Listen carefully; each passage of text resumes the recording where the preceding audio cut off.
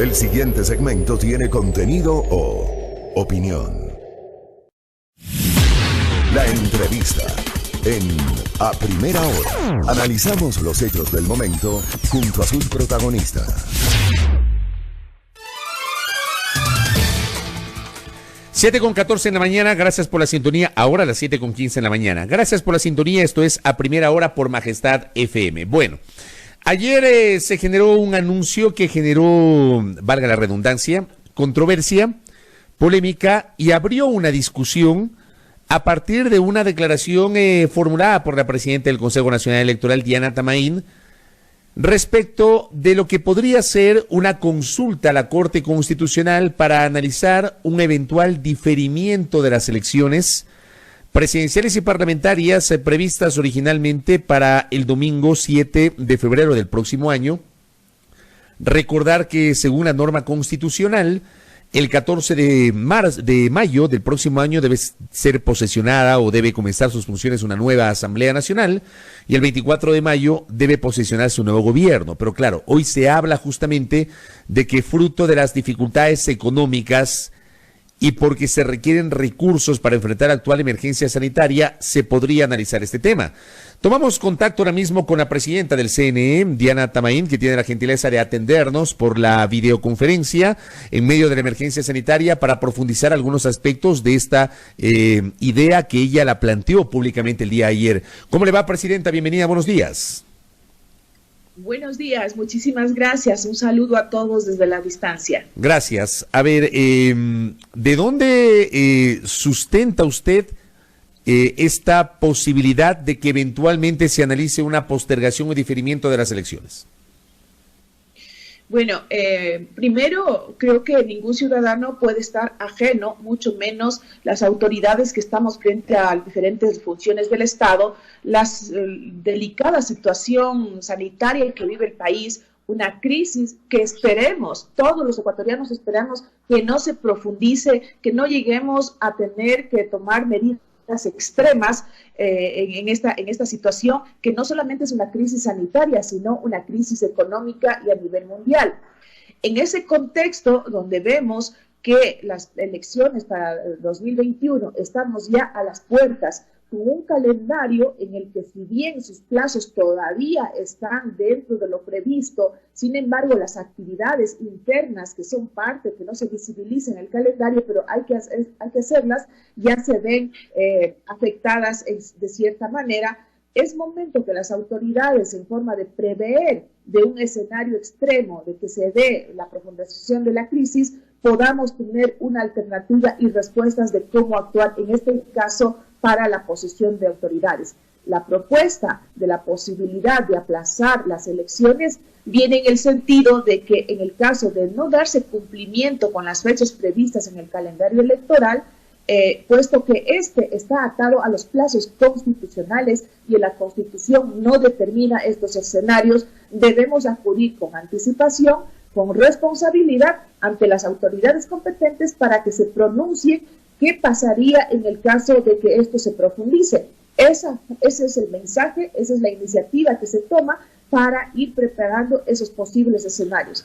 Dios quiera que todo se solucione en el menor tiempo posible y todos podamos retornar a tomar las actividades dentro de la normalidad y que todo regrese a su cauce. Todos esperamos eso. Sin embargo, por responsabilidad ante el país, esta medida de consultar a la Corte Constitucional en coordinación con otras funciones del Estado dentro de las competencias que les corresponde es lo que se ha anunciado el día de ayer. Ahora, se podría entender, porque esa potestad sí la tiene el Consejo Nacional Electoral, se podría entender que el calendario electoral eventualmente podría ser materia de un ajuste, inclusive la propia fecha de las elecciones, pero las fechas del 14 de mayo y del 24 de mayo son, como se dice en el mundo jurídico, en el argot popular, son escritas en piedra, porque no se establece, por ejemplo, una prórroga de las funciones de las actuales autoridades. Y digo, me pongo a reflexionar en lo que pasó el año pasado, cuando,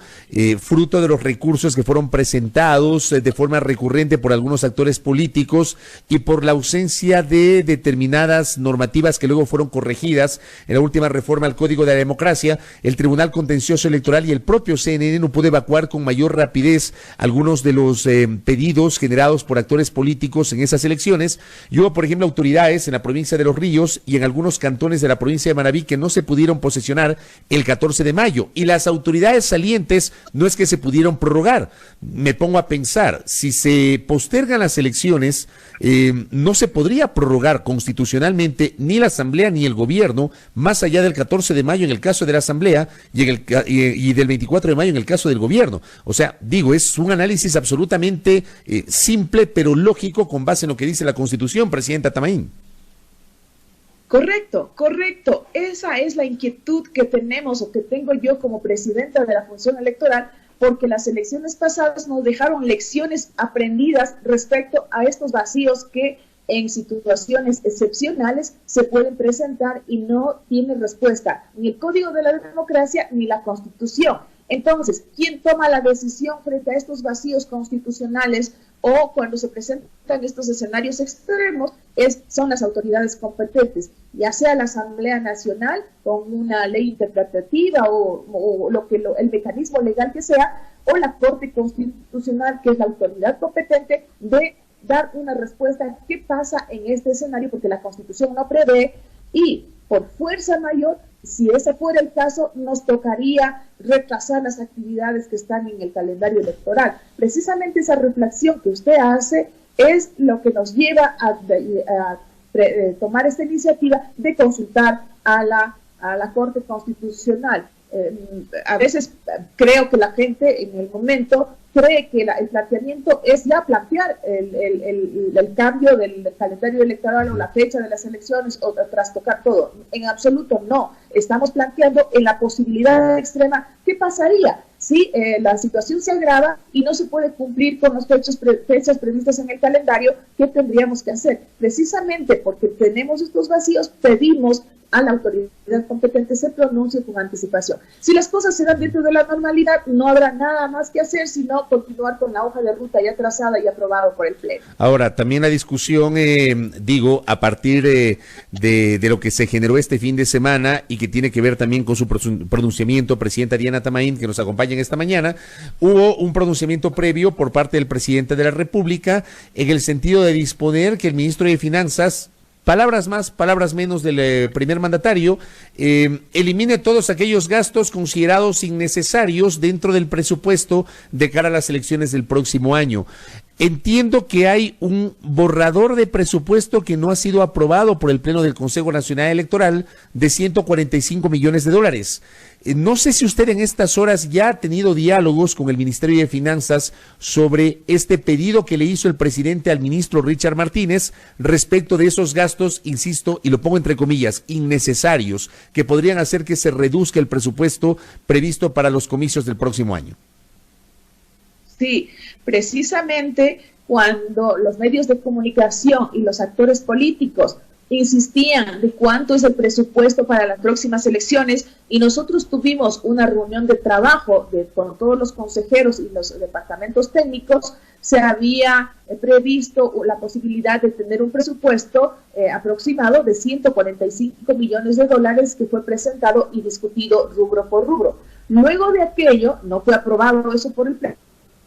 Luego de aquello, con varias observaciones, los equipos técnicos se sentaron a trabajar en la medida de ajustar con proformas, con estudios de mercado ya más aterrizados a la realidad, en vista de que nosotros teníamos que estar acorde a la realidad económica antes que entremos a la crisis sanitaria y responder a esta realidad económica, y que de esa manera nos sentamos a trabajar todos.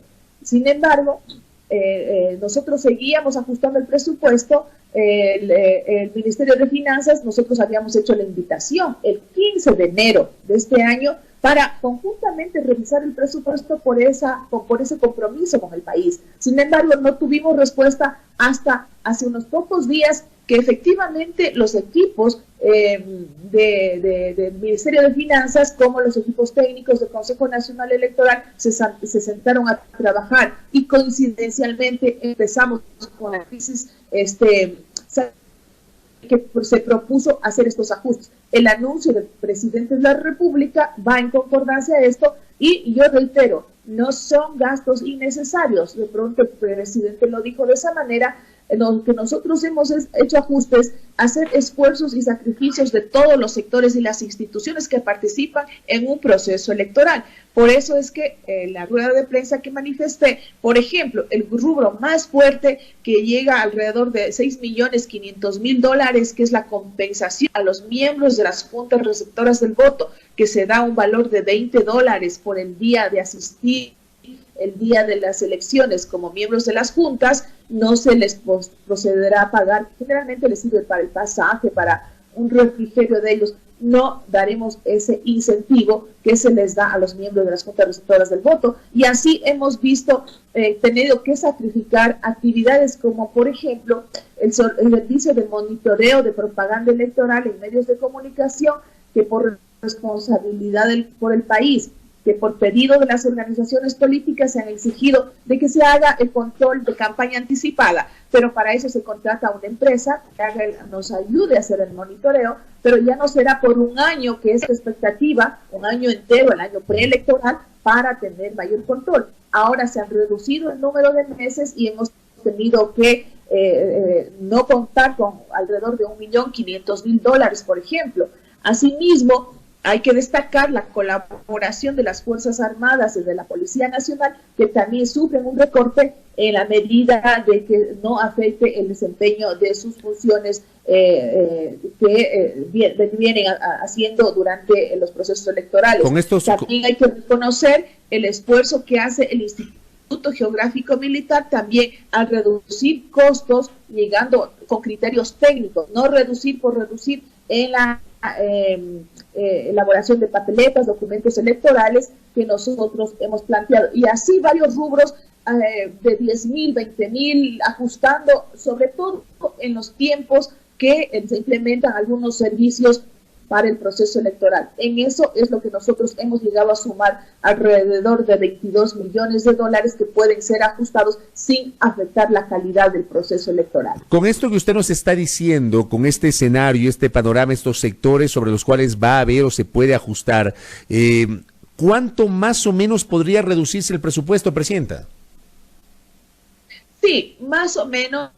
El presupuesto, tanto que incluye la primera vuelta y la segunda vuelta, estaría costando alrededor de $123 millones, que podría ser ajustado de pronto un muy poquito en más o en menos, que todavía tendríamos que revisar con las demás consejerías, porque esto todavía no entra en pleno, siempre se les pasa a todas las consejerías, y también con finanzas una última reunión para dar finiquitar el presupuesto, pero ese más o menos sería el presupuesto estimado para las próximas elecciones. Correcto, ahí entonces estaríamos hablando de esta cifra que se había mencionado de 145, una reducción de más o menos $22 millones, un ahorro de más o menos 22 millones, ¿verdad?